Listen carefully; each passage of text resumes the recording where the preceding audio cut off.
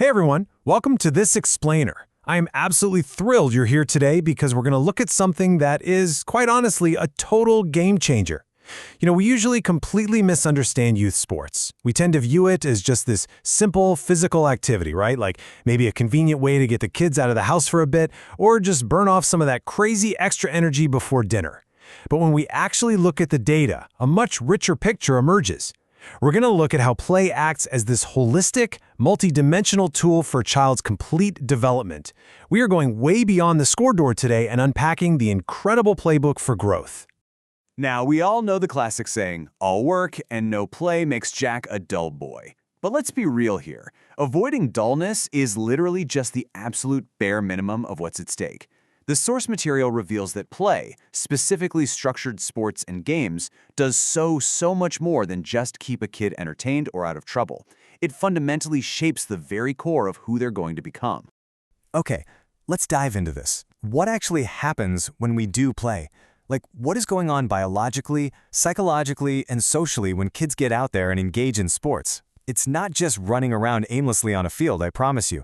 It's this highly complex chain reaction that literally changes the brain, strengthens the body, and completely rewires how a child interacts with their environment. So here is our roadmap for this explainer. We're breaking this down into 4 key pillars. 1. Body and cognitive growth. 2. Emotional health and resilience. 3. Social skills and belonging. And 4. The parent's playbook. Let's kick things off with Pillar 1, Body and Cognitive Growth, the ultimate foundation. From a really early age, physical play is laying the groundwork for a crucial mind-body connection, and this pays dividends for a lifetime. Let's look at this breakdown right here. On the physical side, during childhood and adolescence, bones and muscles are in this rapid, supercritical growth phase. The source data points out that resistance and impact exercises are absolutely essential right now. Why? Because they stimulate bone formation, which is huge for preventing diseases like osteoporosis way down the line when they're adults. Plus, it strengthens the heart, improves blood circulation, and just sets up a lifetime of cardiovascular health. But here is the really fascinating parallel. While the body is sweating, the brain is actively leveling up. Regular exercise is directly linked to cognitive development. We're talking improved overall brain function, far sharper memory, and much better concentration. Kids who regularly participate in physical activities actually tend to have better academic performance and far greater problem-solving skills. So, the body and the brain, they are literally building each other up at the exact same time.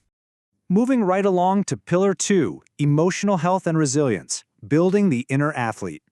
Now, what's really interesting here is how we bridge the gap between physical exertion and mental fortitude. A strong body directly supports a resilient mind, and the science behind this is just incredible. It all starts at the chemical level, with endorphins. When a child engages in physical activity, their brain actually changes the release of neurotransmitters. Endorphins are those famous feel-good hormones we always hear about. Think about the intense academic and social pressures kids and teens face today, right? The weight of those expectations can be totally overwhelming. While playing sports provides a completely natural, healthy outlet to release all that pent-up tension. It actively reduces stress, anxiety, and depression, making kids feel lighter, happier, and just way more emotionally balanced day to day. And from that chemical baseline of feeling good, we start building true self-esteem. According to the research, a child's confidence and self-image are heavily influenced by various specific triad: support from peers, encouragement from the coach, and praise from you, the parents. Hitting goals and overcoming challenges in a deeply supportive environment creates this powerful shield of self-worth. And that is especially critical during adolescence, when external social pressures are absolutely peaking and self-doubt really tends to creep in. But hey, sports aren't just about endless victories, and we really need to completely reframe failure here. Sure, winning is fun, it feels great, and it absolutely builds confidence. But losing is the critical developmental feature. Being a good loser takes immense maturity and a whole lot of practice. When a child loses a hard-fought game, they are being taught in real time how to process deeply unpleasant experiences. They are learning how to manage intense frustration and how to accept that sometimes, despite your absolute best efforts and preparation, things just don't go your way. By dealing with those setbacks on the field, kids learn to overcome disappointment, actively control their emotional reactions, and develop deep patience. They realize that improving takes a lot of grueling practice. They also learn to practice good sportsmanship even when they're really upset. Experiencing both success and failure on the field translates directly to long-term resilience and determination, And here's the best part. These are the exact coping skills they'll apply to difficulties in their daily lives. Think about it. When they end up bombing a math test, or dealing with a really tough social dynamic at school, or facing rejection, they will instinctively draw on the emotional regulation and resilience they built right there on the field. That brings us to Pillar 3, social skills and belonging, the team player.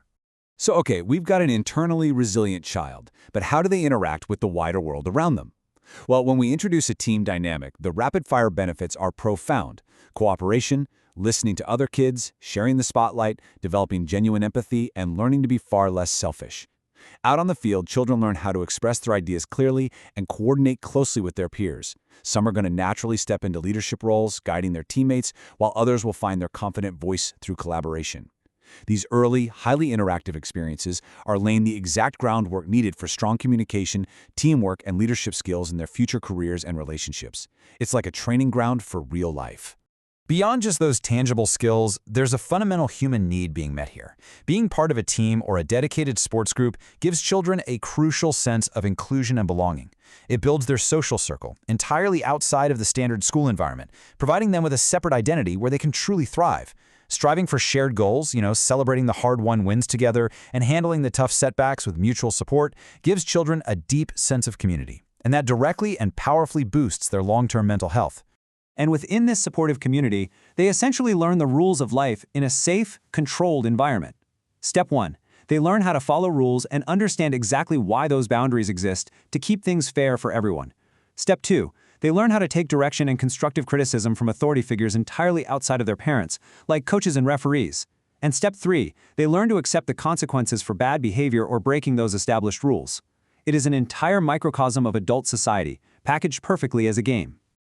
Let's look at our final pillar. Pillar 4, the Parent's Playbook, Guide from the Sidelines. This is where I want to pivot directly to you, the parents and caregivers watching this, because this incredible environment, it doesn't just happen by accident. You are the guide from the sidelines, and you have a vital role to play in shaping this whole experience.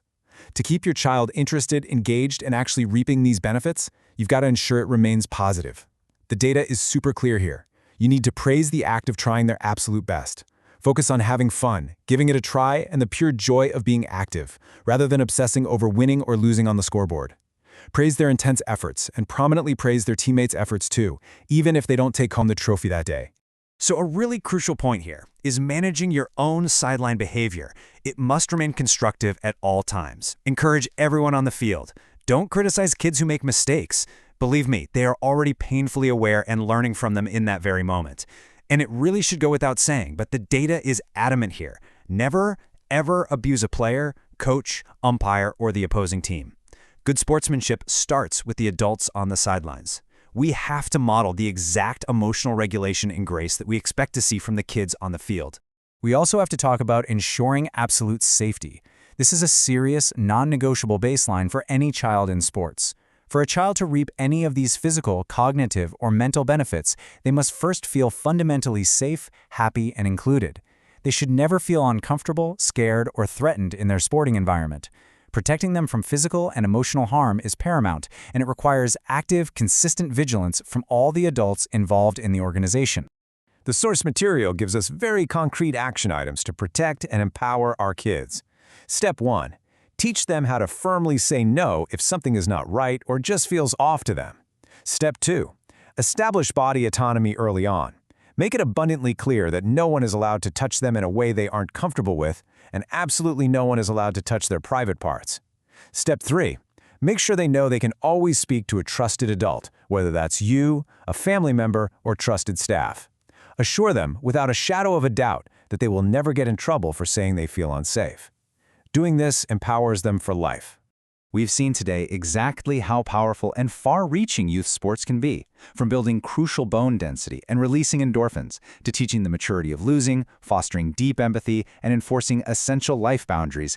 Everything is connected. So I want to leave you with this final provocative thought for the next time you're watching your child play. Are you using the sidelines to build a champion just for today's game, or are you using them to build a resilient, healthy, well-rounded adult for life? Thank you so much for joining me for this explainer, and I really hope this changes how you view the incredible transformative power of play.